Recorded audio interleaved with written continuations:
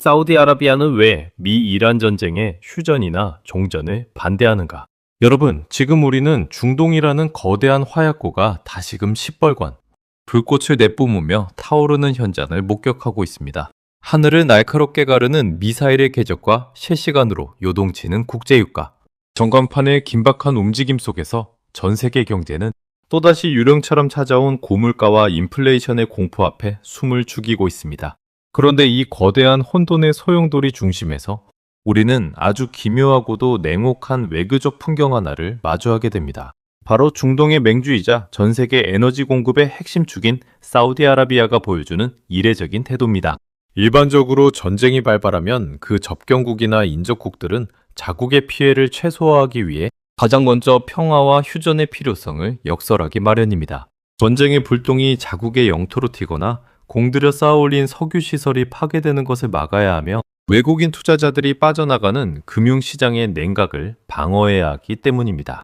하지만 지금 사우디아라비아는 침묵하거나 혹은 보이지 않는 곳에서 이 전쟁이 서둘러 끝나는 것을 오히려 경계하는 듯한 인상을 줍니다. 정확히 표현하자면 사우디는 이란 정권이 지금의 호전적인 구조를 그대로 유지한 채 살아남는 불완전한 휴전이나 정권뿐인 종전을 철저히 거부하고 있습니다.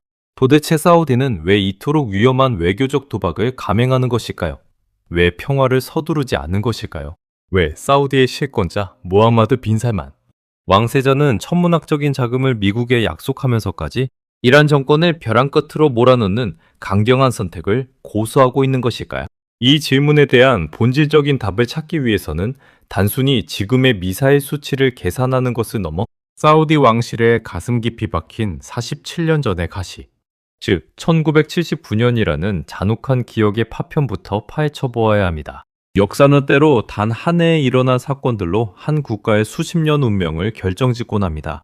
사우디아라비아에게 1979년은 바로 그런 운명적인 해였습니다. 모함마드 빈 살만 왕세자가 우리는 1979년 이전에 온건한 이슬람으로 돌아갈 것이다라고 세계 만방에 선언했을 때 많은 이들은 그것을 단순한 개혁의 수사나 정치적 구호로만 치부했습니다. 하지만 그 내면을 깊숙이 들여다보면 그것은 이란이라는 존재가 사우디의 시계를 어떻게 강제로 멈춰 세웠는지에 대한 처절한 고백이자 분노가 담겨 있습니다.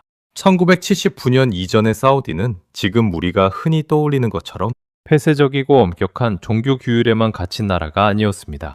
비록 보수적이었으나 지금보다는 훨씬 유연했고 서구 문물과의 접점도 존재했습니다. 그러나 그해 이웃나라 이란에서 아야톨라 호메이니가 이끄는 이슬람 혁명이 터지면서 모든 것이 뒤집혔습니다. 신서방 왕정이었던 팔레비 왕조가 무너지고 강력한 신권 통치 체제가 들어서며 이란은 이른바 혁명의 수출을 국가적 사명으로 부르짖기 시작했습니다. 이것은 사우디 왕실에게 단순한 이웃나라의 정권 교체가 아니라 자신들의 존재 자체를 위협하는 실존적 공포였습니다. 이란 혁명 수비대는 사우디 왕실을 향해 너희의 왕정은 부패했으며 진정한 이슬람을 대변하지 못한다는 선전포고를 끊임없이 던졌습니다. 더 끔찍한 사건은 같은 해 11월 사우디 내부에서 벌어졌습니다. 이슬람의 가장 신성한 심장부인 메카의 그랜드 모스크가 극단주의 무장 세력에 의해 점령당한 것입니다. 새벽 기도를 올리던 수만 명의 순례자들이 인질이 되고 성지가 피로 물드는 광경을 보며 사우디 왕실의 정통성은 송두리째 흔들렸습니다. 생존의 벼랑 끝에 몰린 왕실은 결국 악마와의 거래와도 같은 선택을 해야만 했습니다. 사회를 개방하는 대신 더 강력한 종교적 통제를, 유연함 대신 극도의 보수주의를 택한 것입니다. 왕실은 국내 보수 성직자들에게 더 큰 권력을 내어주었고 그 대가로 통치의 정당성을 보장받았습니다. 그 결과 사우디의 여성들은 사회에서 지워졌고 영화관은 문을 닫았으며 종교경찰이 국민의 일상을 감시하는 암흑기가 시작되었습니다. 결국 이란이라는 존재는 사우디에게 지난 40여 년간의 발전을 가로막은 원흉이자 자신들을 보수라는 거대한 창살 없는 감옥에 가둔 감수와도 같았던 셈입니다. 이제 무함마드 빈 살만은 그 멈춰버린 시계 바늘을 자기 손으로 직접 돌리려 합니다. 그가 추진하는 거대한 국가개조 프로젝트인 비전 2.3칙은 단순히 세련된 건축물을 짓고 관광객을 유치하는 경제사업이 아닙니다. 이것은 석유라는 단일 현금 흐름에만 의존하던 국가 구조를 완전히 해체하고 석유가 고갈되거나 가치가 하락한 이후의 시대에도 사우디 왕조가 살아남기 위한 최후의 생존 전략입니다. 사막 한가운데 네움시티라는 공상과학 소설 같은 첨단 도시를 건설하고 세계 최고의 축구 선수들을 불러 모으며 중동의 금융과 엔터테인먼트 허브가 되겠다는 이 원대한 포부에는 단 하나의 절대적인 전제 조건이 붙습니다. 바로 영속적이고 안정적인 안보 리스크의 제거입니다.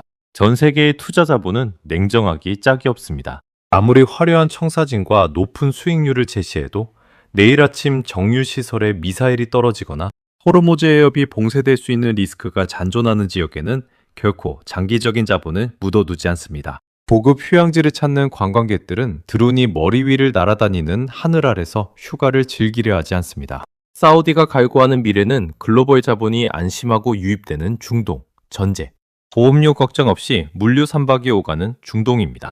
그런데 이란 정권이 지금의 신권 통치와 군사 확장주의를 유지한 채 그대로 존재하는 한 이러한 안보는 한낱 신기루에 불과하다는 것이 사우디의 판단입니다.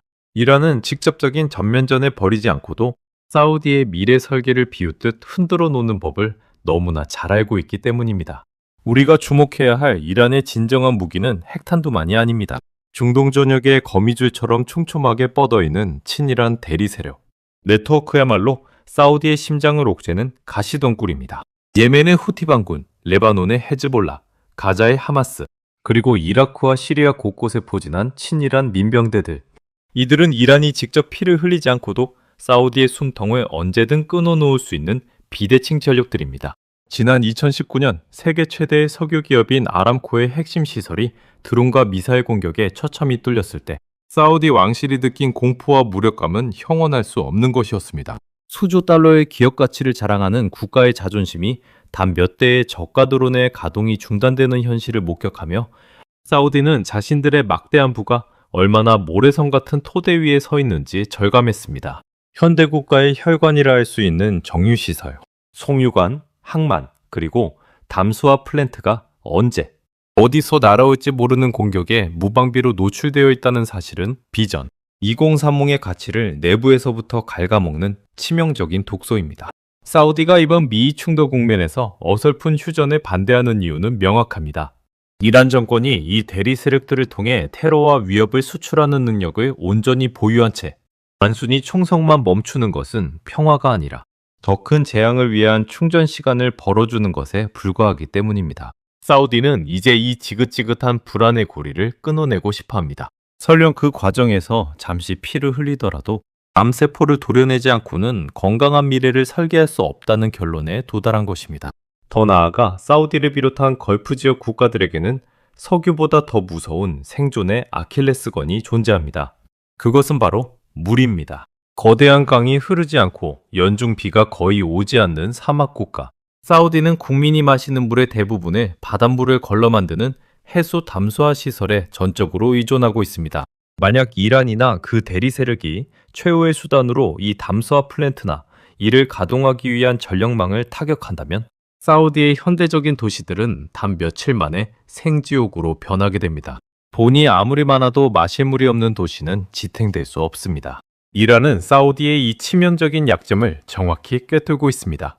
담수화 시설은 산소 깊은 곳에 숨길 수도 없고 해안가에 거대하게 노출되어 있어 미사일이나 드론 공격에 지극히 취약한 목표물입니다.